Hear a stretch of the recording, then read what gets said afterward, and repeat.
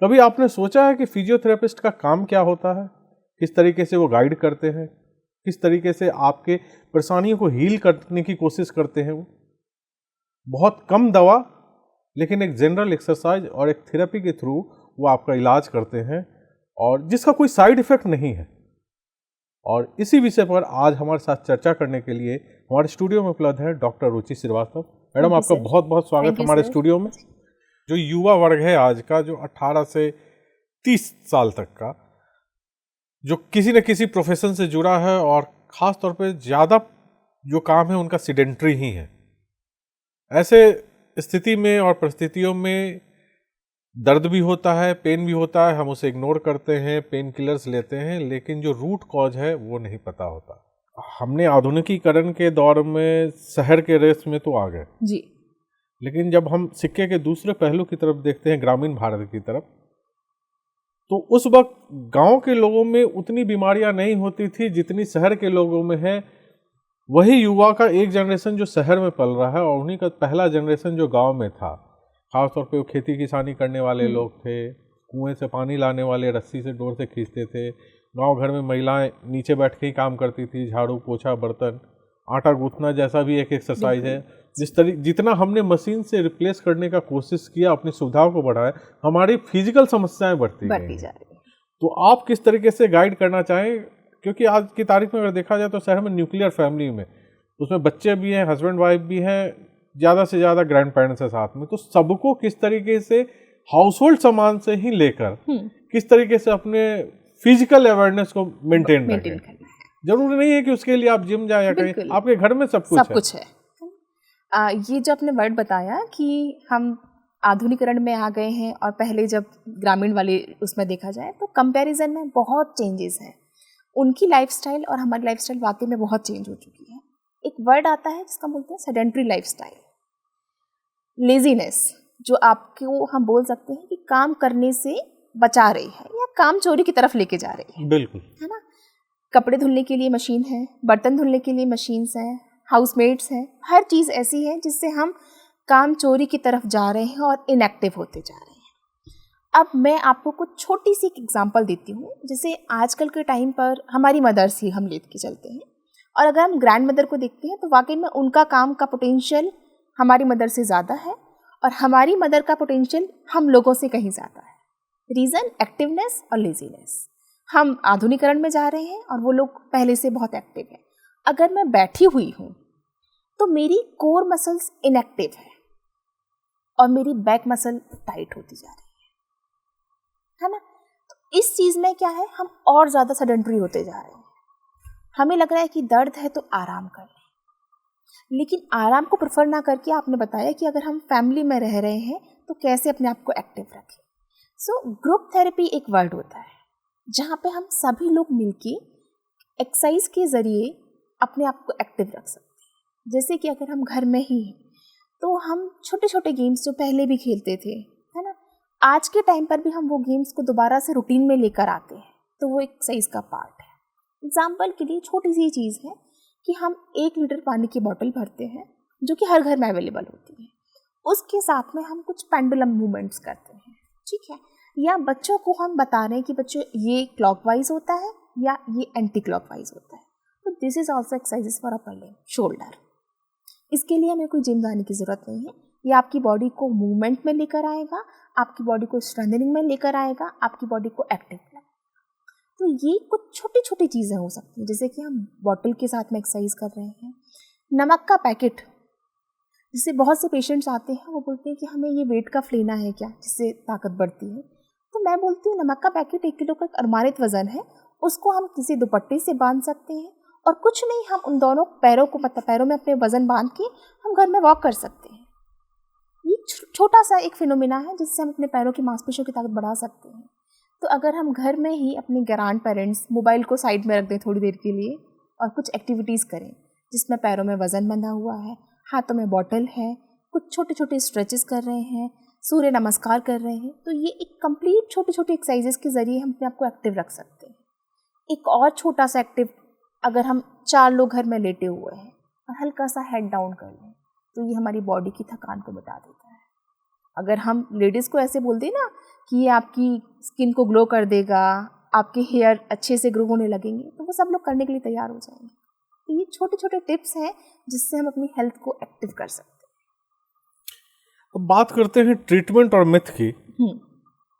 मान लीजिए मुझे एक दर्द हुआ, जी, तो क्या मैं आराम करना प्रेफर करूंगा, या उस दर्द के लिए मैं डॉक्टर को कंसल्ट करूंगा, या मैं फिजियोथेरेपिस्ट के पास आऊंगा? अगर मैं इन तीनों को यूज कर रहा हूं तो प्रोसेस क्या होगा? जी। देखिए, अगर कोई भी दर्द होता है तो डिपेंड करता है कि वो टाइप ऑफ पेन क्या है। अगर वो नया दर्द है यानी एक्यूट पेन है, तो इनिशियली हमें मूवमेंट्स को थोड़ा सा रोक कर आराम प्रेफर करना है। जहाँ पे सिर्फ पेन है, अगर हम सोकर उठे हुए हैं, कमर में हल्का दर्द लग रहा है, तो हम वहाँ पे आराम प्रेफर कर सकते हैं। लेकिन 24 घंटे के आराम के बाद भी अगर हमारा पेन ठीक नहीं हो रहा है, तो फॉर श्योर हमें कंसल्ट करना चाहिए। पेन के साथ में अगर स्टिफनेस भी है, तो हमें फिजियोथेरेपिस्ट के पास जाना है। सिर्फ पेन है जो कि आराम करने के बाद भी नहीं जा रहा है और बढ़ता जा रहा है, तो फिर हम उस केस में किसी डॉक्टर को कंसल्ट कर सकते हैं, जो कि हमें शॉर्ट टर्म के लिए एक पेन किलर एडवाइस करे। लेकिन अगर ये पेन बार बार रिपीट हो रहा है और दवाई लेने पर, रेस्ट करने पर नहीं जा रहा है, तो फिर ये केस, या हम बोल सकते हैं इसका जो डायरेक्ट कनेक्शन होता है, फिर होना चाहिए फिजियोथेरेपिस्ट के पास। क्योंकि किसी भी चीज़ का solution pain plus movement plus rest, अगर हम देखें कि पेन को अगर हम डिवाइड करें तो कैसे उसका ट्रीटमेंट प्रोटोकॉल फाइनल करेंगे, तो हमने रेस्ट भी किया, हमने मेडिसिन भी ली, लेकिन इसके बावजूद भी वो ठीक नहीं हो रहा है, तो फिर हमारे पास एक चीज़ बचती है, वो है movement, proper movement under guidance, जो कि आपको एक फिजियोथेरेपिस्ट ही बता सकते हैं। हम ये कैसे वेरीफाई करेंगे कि ये हमारा मसल पेन है या इंटरनल पेन है या लोकल पेन है? ये कैसे पता चलेगा? देखिए, पेन के कुछ पैटर्न्स होते हैं, कुछ टाइप्स होते हैं। जैसे अगर आपको स्टिफनेस हो रही है या जकड़न फील हो रही है, लोकलाइट पेन है, किसी गर्दन अटकती रह गई, तो ये एक मस्कुलर पेन है। जिस भी दर्द में आपको झुंझुनाहट आ रही है, सुन्नपन आ रहा है, या लॉकन, जिसको हम बुंदेलखंड भाषा में बोलते हैं कि हाथ लॉक रहा है या फटा जा रहा है, तो यहाँ पे हमारा पेन होता है कहीं ना कहीं नर्व से रिलेटेड, कि हमारी नर्व पे कहीं ना कहीं कंप्रेशन आया है, इस वजह से ये पेन ऐसा है।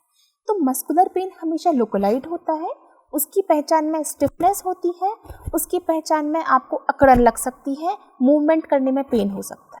लेकिन अगर हम न्यूरोलॉजिकल पेन की बात करें तो वहाँ पे आपको सुन्नपन होना, झंझनाहट होना, लॉकन होना, या हाथ फट रहा है या पैर फट रहा है, ये सिम्टम्स होते हैं। तो इन दोनों पेनों को हम ऐसे डिफ्रेंशिएट कर सकते हैं। एज ए फिजियोथेरेपिस्ट जब आप डायग्नोस करती हैं तो क्या क्या प्रोटोकॉल को अपनाते हैं? कि फॉर एग्जांपल अगर कई लोगों से मिला हूँ या जिनसे बातचीत होती है, कई बार बोलते हैं कि पैरों में बहुत दर्द हो रहा है, तलबे में बहुत दर्द हो रहा है, दवाई खा रहे हैं, ठीक नहीं हो रहा, लेकिन उनको एक बेसिक सिम्टम नहीं पता होता कि यूरिक एसिड बढ़ जाने से भी ये पेन शुरू हो जाता है। तो एज ए फिजियोथेरेपिस्ट आप उनको कैसे काउंसिल करते हैं? देखिए, पहले तो सबसे पहले मैं उनके शूज़ को देखूंगी कि शूज़ की फिटिंग कैसी है, वो कौन सा शूज़ यूज़ कर रहे हैं, उनके पॉस्चर पे ध्यान देंगे कि वो कितने देर तक बैठ रहे हैं, उनका वॉकिंग पैटर्न कैसा है।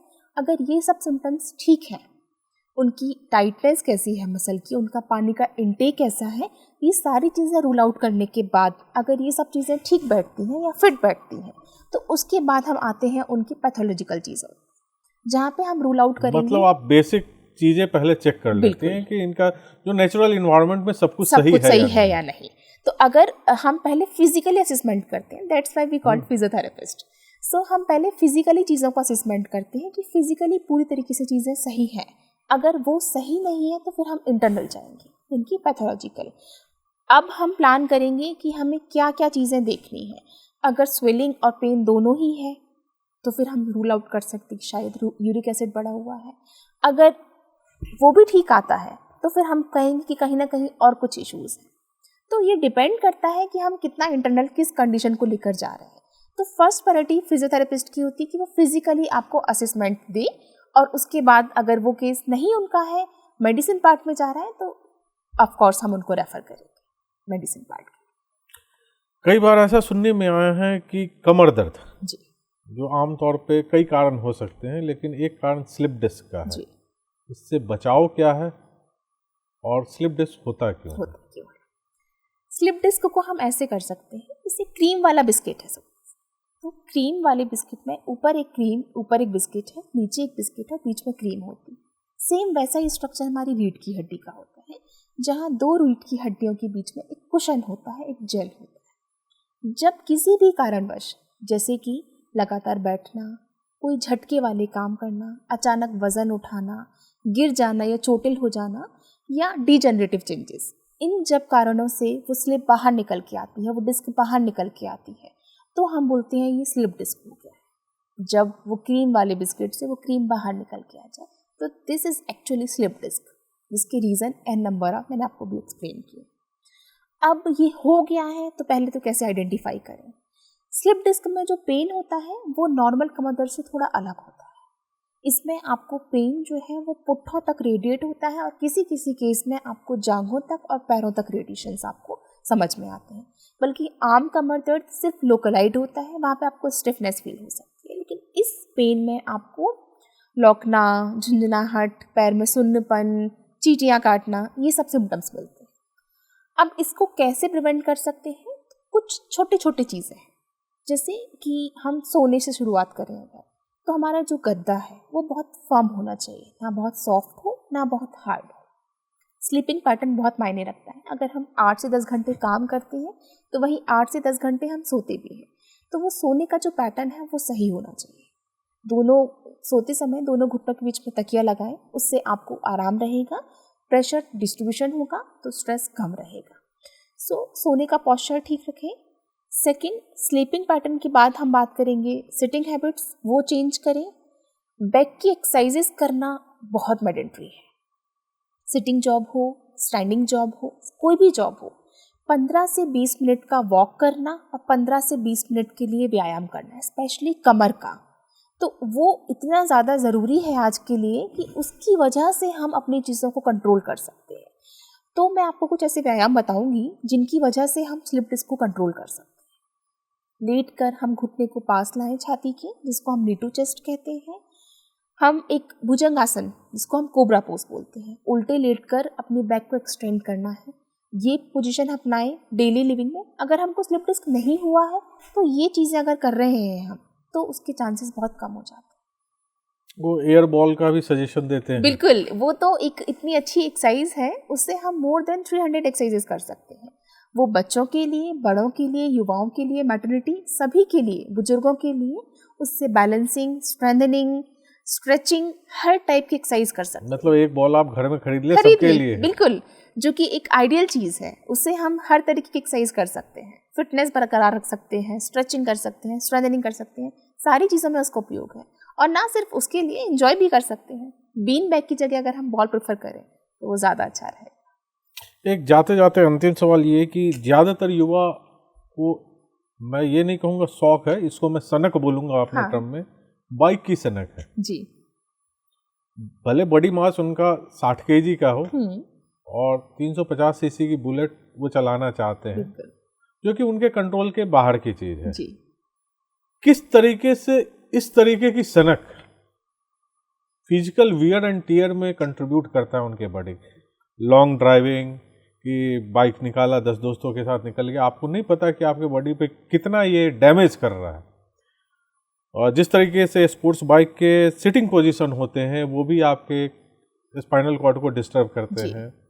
वाकई में वो आपके लिए है या नहीं है, ये आप सजेस्ट करें। खास तौर पे वो आम युवा जो स्कूल कॉलेज में पढ़ रहा है, जिसको आने वाले दिनों में एक नौकरी तलाशनी है, काम करना है, उनके लिए, क्योंकि आप पेशेवर तो बाइकर है नहीं, और सबसे ज़्यादा इन समस्याओं से जूझने वाले यही लोग हैं। बिल्कुल, बहुत अच्छा सवाल किया है आपने। इस चीज़ का जवाब ये है कि सिलेक्शन क्राइटेरिया हम मेंटली ज़्यादा करते हैं युवाओं में, कि ये हमारे ऊपर जचेगी या इसको लेंगे तो दोस्तों में वाही वाही होगी, लेकिन वाकई में उनको नहीं पता है कि इससे कितने ज़्यादा उनके हेल्थ हज़ार्ड्स हो रहे हैं। तो मेरे अकॉर्डिंग अगर हम बाइक की बात करें या स्कूटी या किसी भी टू व्हीलर की बात करें, तो उसका एक पैटर्न होना चाहिए। अगर मैं एक बाइक परचेज़ करती हूँ या एक वो, तो सबसे पहले तो उसकी हाइट मेज़र करनी चाहिए कि आपकी हाइट के हिसाब से आपकी वो पैर उस तक पहुंच रहे हैं या नहीं। उसकी सीट कैसी है, अगर वो स्पोर्ट बाइक है तो नो डाउट आपको प्रॉब्लमेटिक रहेगी। या अगर हम बात करें कि उसका हैंडल या जिसको हम बोलते हैं ग्रिप करने के लिए, वो हमें कितना झुकाव दे रहा है। तो एक तरीका होता है बाइक राइडिंग के लिए, उसको भी मैं अगेन यही बोलूँगी कि हमेशा हमारे एल्बो जो है वो स्लाइटली फ्लेक्स्ड रहेंगे, ना फुली स्ट्रेट रहेंगे, ना बहुत ज़्यादा बैंड रहेंगे जिसमें हमारी स्पाइन आगे की तरफ झूल रही हो।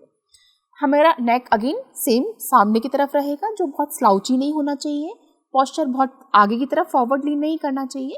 तो it should be in that manner कि आपके जो हाथ हैं या फोरआर्म है वो हल्के स्ट्रेट रहे, बैक स्ट्रेट रहे, एंड पैर आपके जब आप बाइक को खड़ा करें तो आपके पैर उस तक रीच करें।